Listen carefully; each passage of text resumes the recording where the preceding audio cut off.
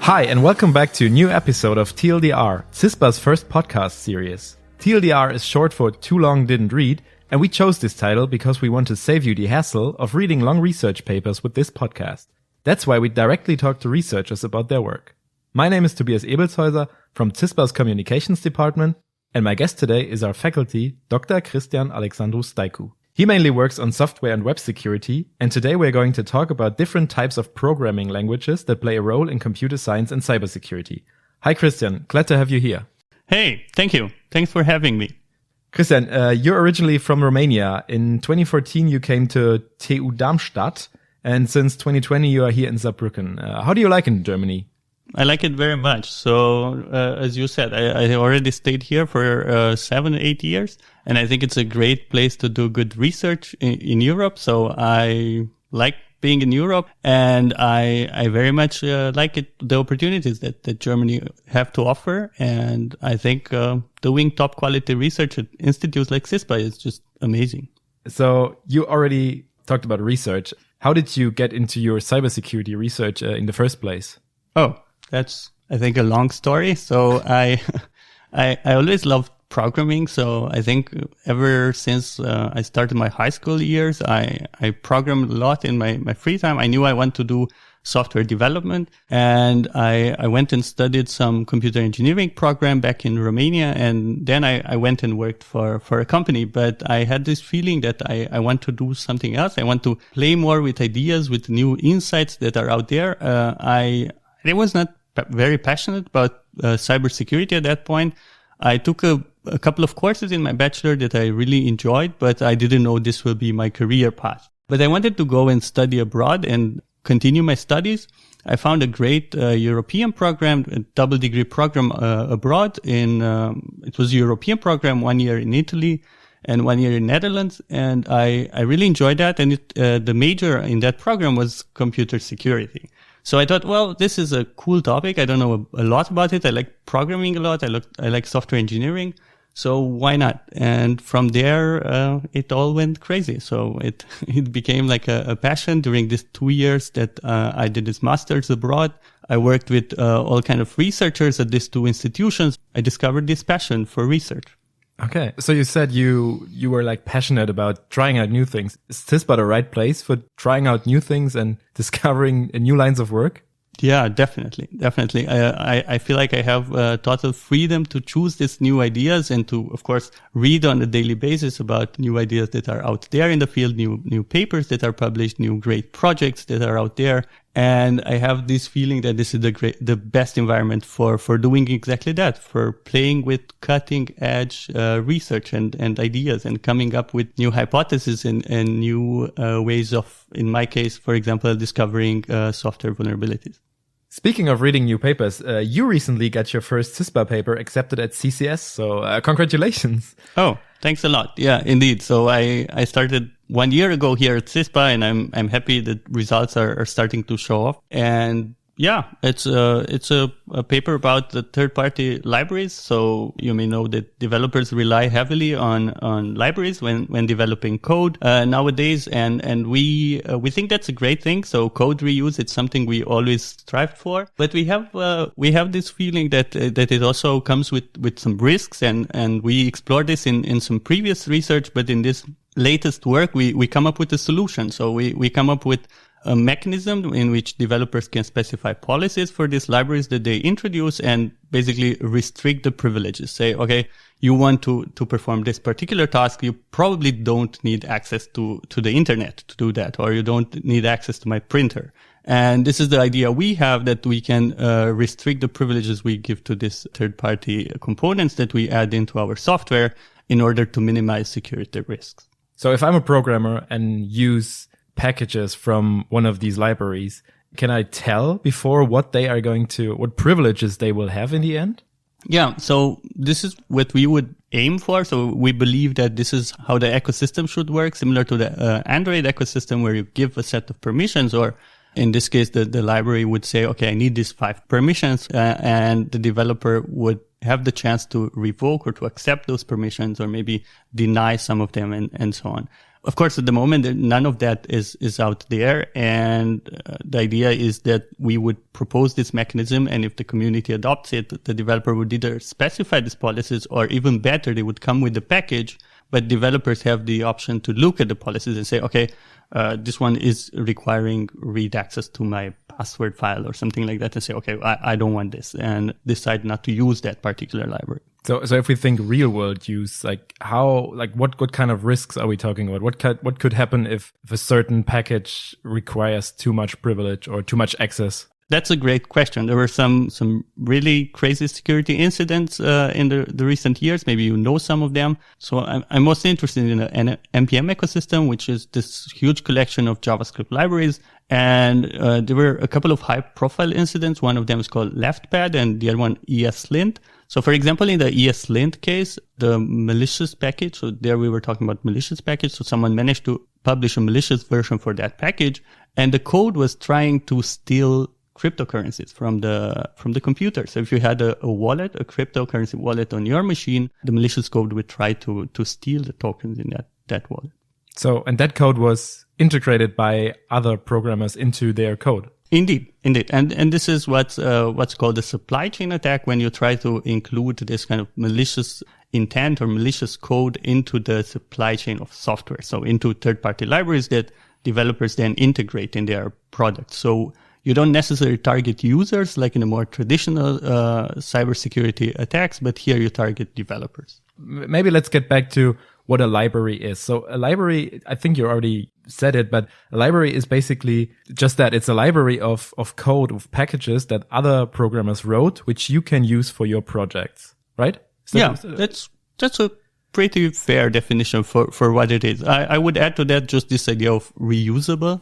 So it's a bundle of code that you can just take and reuse as it is. So it's not tied to a particular project, but it's made in a way that you can take it and reuse it in different projects. But so basically what this means is if I'm a programmer and I reuse code and someone reuses my code and someone else reuses the code of this programmer, we have kind of like a cascading effect. And in the end, nobody really knows what kind of packages are in other packages. Is that a fair assumption, or? Yeah, basically that's modern software development, what you just described. Yeah. So we rely a lot on third-party code, which, as I said before, I think it's a good thing. So if you think about a car, for example, in physical world, so a typical manufacturing use case, cars are also not built by a single company, right? You would have a subcontractor that would build the tires or the rims, and some other subcontractor that builds the chairs, and then you have cables, and then you probably have, in the end, 100 parties or 1,000 parties involved in building a complex project. So the same with mobile phones, for example, or any other physical complex enough product. And you can think of software projects as super complex products as well. So we need to have this complexity is built in the product. So it's normal that we have this reuse and these interactions between multiple parties. What I think is a bit problematic is that there is no tight regulation, or there's nobody to make accountable by certain mistakes in this components, or even to maintain them long term. So very often you would publish a project up there in the open source ecosystem and say, hey, I have this great tool that I built, or a great library, and people start reusing. But since you're very often not paid for that service, it's very, very hard to maintain and keep that project going. And you will maybe, change priorities. You will get another job, or you'll get family and so on. And you will not have the necessary time to invest in maintaining this project. And we see this again and again in the ecosystem. And basically then you will end up depending on these legacy projects that nobody is involved in, or nobody cares about them anymore. So I believe this is the real problem, that there's no mechanism to say, okay, this project is alive, or this project has a great score for maintainability. There are a lot of people that back up this project. So if we go back to the analogy about cars, you have a contract with that company, right? So unless you deliver the expected quality, you can make that company accountable and say, hey, what's this? You promised to deliver this quality for the cables or the chair or whatever, and then you don't deliver, right? But in the software world, we cannot do that, right? Because it's mostly voluntary work and open source project that, as you said, depend on each other transitively. And then we have a hard time building exactly this trust and this accountability and saying, okay, I depended on your project. You have this duty. This is part of your contract that you need to maybe fix bugs for 5 months or something like that, just because I depend on you still. As we've seen in the past, it's not even really about not maintaining these things, but you've already addressed it, the left pad incident. I think it happened 5 years ago, and there was a programmer had some kind of issues with copyright notices by the repository NPM. And he just said, okay, I'll delete all my packages. And he deleted left pad, which is just 11 lines of code. And maybe you can tell us, because I'm not really quite sure what it did, but I just remember that it wasn't like anything very substantial. It was just like adding, I don't know, empty lines to the beginning of code. Is that correct? Yeah, pretty much. So it was basically adding characters, so sequences of characters. So you could say, okay, I want to pad my string with 5x characters at the end, or actually this is left pad, so at the left of the string, right? That's not a very hard to implement package, right? So if you took a computer programming class in your computer science degree, you probably learned to do that in your first semester, the first part of the semester, right? But this is a phenomenon we see in the modern software ecosystem, that people tend to reuse even simple functionality that they could write themselves, which again, I'm not sure if it's a bad thing or a good thing. This is how reality looks like, and we need to embrace it. But indeed, the left pad incident was very interesting because it was not malicious code per se, right? So it was a different kind of supply chain problem. So here the developer just said, okay, I don't care about this. You guys are, I don't like you. So I just want to delete this project. And then it all collapsed, right? So builds of software like web servers and so on, they stopped working that morning, right? And the next morning, all these projects were collapsing and nobody knew what's happening. I think even the Facebook UI was affected. So it was like, it went really, really up the chain. So yeah, exactly. And everybody was baffled that you could just delete software bundles or libraries like that, and then it all crashes. Like we thought that, okay, you put it out there, there's no way to permanently delete it. And actually that was the solution of the ecosystem. They said, okay, you can delete it, but you cannot delete old versions anymore. So basically, if there are projects that depend on older versions, we guarantee that this will always be available there. So being stuck with older versions of software and saying, okay, we always provide this particular versions of a library, that's not great for vulnerabilities, right? Because older software tend to have problems and bugs. And if you are stuck with older versions and nobody can update it, that's always not a good thing. And you should ask questions about that. So there's this tension between, do you want to get the newest version that may have all these problems, maybe some malicious intent, maybe someone deleted certain parts and your project will crash, or you want to get stuck in older versions that may have vulnerabilities or bugs, right? So there's this tension going on. Now we've talked about programmers reusing code that has already been written, which is, I mean, it's a good thing because that's the only way we can keep getting better as researchers. But maybe let's talk about how programming languages in general work today. Is that kind of the same thing? Do these get easier as well? I mean, I'm not a programmer, so it's really hard for me to imagine that people writing code today are writing the same code that has been written in, I don't know, 1985. So are programming languages getting easier as well? Are they working like sort of like libraries, so that you just have to, like, you say language do this and not have to teach a computer how to do this? Mm-hmm. Is that a thing that is happening today? Yeah, that's a very interesting point. Yeah, indeed, there are more and more programming languages coming up, and I think there are different trends in this programming languages landscape. I myself am not at the core of this research field, let's say, so I'm not a person who writes programming languages by myself, right? So I just use some of the techniques and tools that the community, the programming languages community, built for enabling the use of these programming languages, but for cybersecurity. But your point is very valid. So indeed, modern languages tend to be simpler or higher level, so tend to be closer to the the language of humans, or more correct, to logic as a language mean, let's say, or language thinking. So if you think about a language like Python or Ruby, these are often called scripting languages or high-level languages. They tend to be, as you said, you give some very high-level instructions saying, now read this file, right? While the languages we saw maybe 20, 30, 40 years ago, they tended to be more low level. So you needed to specify things like, okay, take the first byte of this file. Is it this character? Is it that other character? So we had to do way more heavy lifting. You maybe needed to deal with some file descriptors. Anyway, super technical and super low level things that you as a programmer needed to know about the internals of the machine when you were programming. And now there's this trend that it's getting closer to what we used to call pseudocode. So very high level operations that you want to do. And programming languages, modern programming languages, start to understand this more high level specification for the instructions we want to give to this machine. So sorry, I don't want to interrupt you, but what kind of language did you learn in school? Like in school, or maybe like in university?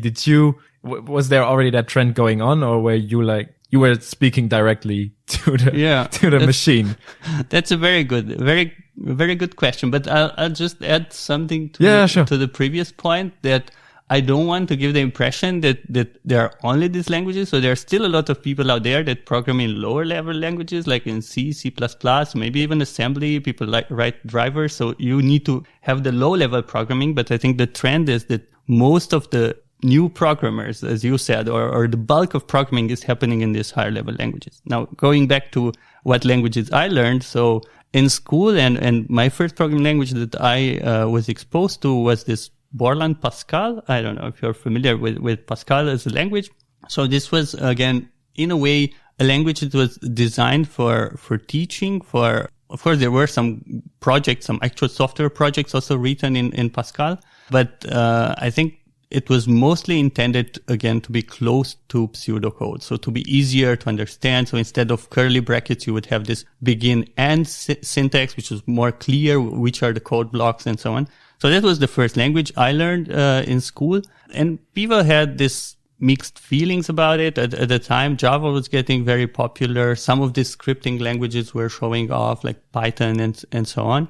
And people were saying, oh, why do we learn Pascal? Nobody programs in this. What's this? But somehow, I don't know, it attracted me. I was really, really interested in programming early on when I was exposed, and I didn't really care about syntax and all that. I saw the fun in the process itself. And of course, later on, I also learned C, and I learned, for example, Prolog, I think in some courses, a bit of assembly, Java. I worked in Java for a lot of years. I even worked for a company for a couple of years full time. And now, since I started my PhD, I did mostly JavaScript. So JavaScript program analysis, and that's what my group here at CISPA is mostly interested in. Like JavaScript is a core part of what we are doing, looking at JavaScript code.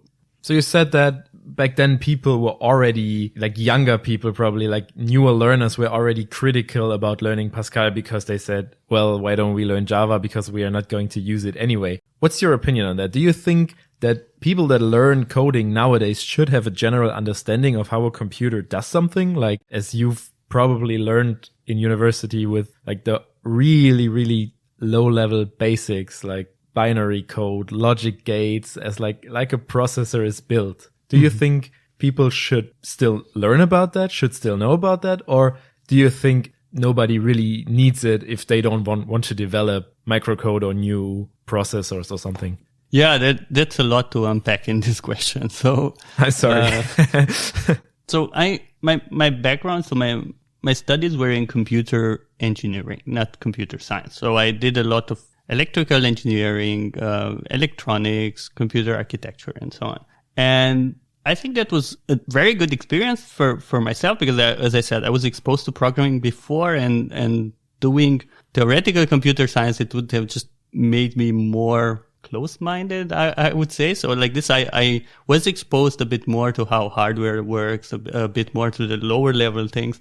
And I recommend everyone do that, that have interest in understanding how computers work at even more hands-on level. So the engineering part is really cool, and scientists should be encouraged to do the engineering part as well. But for me, what was the big transformative course or experience in my undergrad studies was the computer architecture class. So there we started with a very simple AND gate. So we discussed, okay, you use some transistors and you build this logic gate. And using this logic gate, we built first some registers, some simple arithmetic processing unit, how you can add two registers together. So you basically build a very simple calculator? At first, that was the first part. And then a very simple computer, you can say. So we built out of the CPU. And on top of that, we built a small interpreter so that you would translate one of this higher level language. So you say, oh, I want to have a for loop, or I want to have these 3 instructions, and that will be translated into the machine code for the CPU that you just wrote. And you simulate into one of this hardware simulation software. And then you basically computed the whole pipeline of a modern machine, right? You can then understand very, very well how all these pieces fit together and what's the role of each of these individual components. But going back to the Pascal discussion, and was that useful? At least in my case, it was super, super useful. So all those programming concepts that I learned for Pascal, like, I don't know, matrices, vectors and hash maps and all that generalizes to almost any other modern programming language, right? So you learn concepts, not languages or not syntax, right? So from that perspective, the very logic building blocks of programming, I would say it doesn't matter which language you're going to learn that in. If you want to do COBOL or Ruby, or who knows, choose your favorite language, Haskell or something, go for that. I think that's there's no harm in that. We can teach any of that. But going back to the discussion between high and low level, so a few years back, like 30, 40 years back, programmers would spend a lot of time interacting with the internals of the machine, like with the registers. You take a value, move it in memory, move it in register X, and so on. Then we moved away from that because that's really hard to do and it's counterintuitive. This is not something we are made for. We're not really good at that. What we are good at as programmers is thinking about these logic steps and how it all fits together, how we can specify to the machine this logic sequence of steps that we want the machine to perform, right? So So a logic sequence of steps is basically me telling the computer to open the browser. Yeah, that's a very high level one. But you can think of, okay, now read the content of this file. Let's look for this particular text or string into it. Change that to append. For example, you can use left pad, right, to pad that with some characters, and now put it back in this other file. This would be a sequence of steps, and to achieve this in a more, let's say, in a classical programming language, you would maybe spend 100 lines of code implementing what we just described, right? While in more modern programming languages like Python, that we teach here a lot at the university, you can do this probably in 10 lines of code. So programmers have more time to write code and to do the fun things that they are interested in, and less the low-level machine-dependent things. I mean, we wouldn't be here at CISPA if we wouldn't talk about the cybersecurity aspects of that. You said that you, in university, you learned to build your own computer, basically, like from scratch. You learned the complete architecture of what a computer is doing. A modern programmer, I mean, that's like really hard to classify a modern programmer, but someone who's just learning to write Python, maybe not even in university, just as a side project because he likes coding. That person will probably not learn about computer architecture. And that might not even a bad thing, but do you think that this poses some risks because that person that only learns to write Python doesn't really understand how the computer architecture works and doesn't really know what his code does on a very low level? I find it very hard to answer this question. So first of all, I want to make clear, I didn't learn how to build computers from scratch, and I don't do that in my free time. It was more of an exercise in a coursework that really motivated me to understand this lower level things and just not stay at the high level part, only a programming part, right? And I think there is this important distinction between programmers and computer scientists, right? And I encourage all the programmers out there that don't have a solid background in computer science to consider taking some courses here at university or at any other university that would give you this more fundamental training or more fundamental concepts that you can then juggle with and understand, okay, what's below this high level concepts I'm handling in Python, right? So that's my recommendation. Okay, we don't just do programming here at university. We do computer science, right? So we try to teach a bit of computer architecture, a bit of low-level electronics. So how do all these things fit together? And I think this is very important because, as you said, there probably are some risks in not fully understanding the means that you're executing on.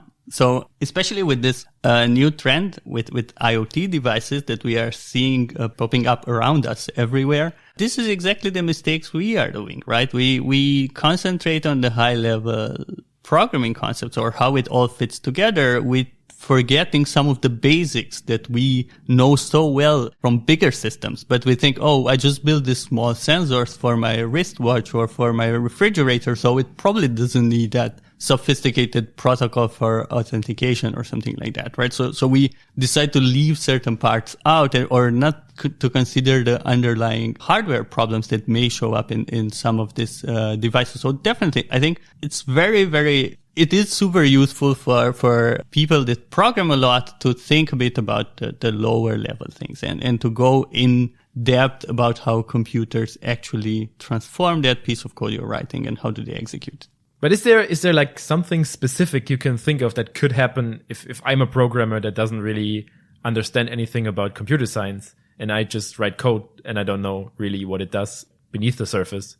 Yeah, that's a fantastic question. So in the last 3-4 years, we saw the rise in popularity of this microarchitectural attacks, and we have great researchers here at CISPA doing that. And I can give you some names to invite here for the podcast in the future that do great work in this topic. And that the problem there is exactly the same. You're specifying some high level operation, but the underlying machine has some weakness, and the way that those operations are executed make it vulnerable to certain attacks. So you probably heard about Spectre and Meltdown vulnerabilities. Those are exactly that. They are problems with the way compilers translate code and the way the underlying machine works that the attackers can exploit. So the high level code has no problem, no weakness at all, but executing on that particular machine with that particular compiler flag enabled will make you vulnerable to a particular attack.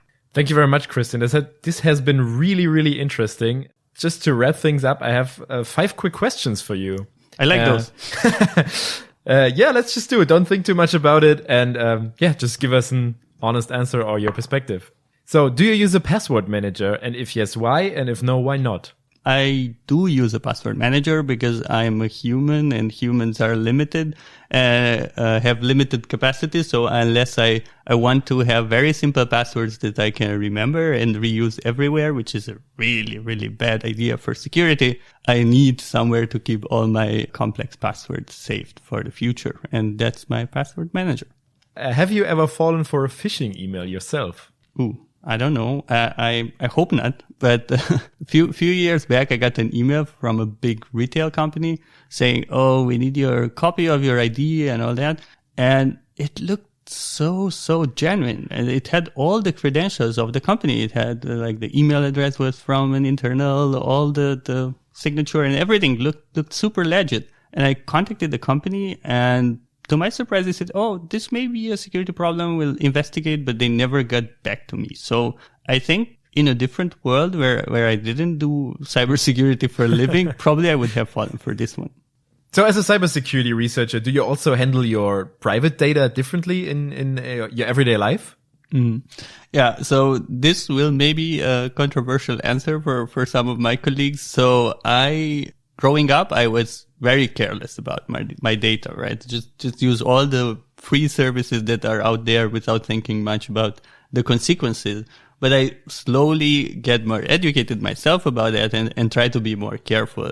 that means that at the moment I'm somewhere in between, trying to be skeptical. Okay, this company is trying to collect this particular one. I'll not go around with my GPS always activated or something, so my location is visible to all these big companies that are tracking my phone.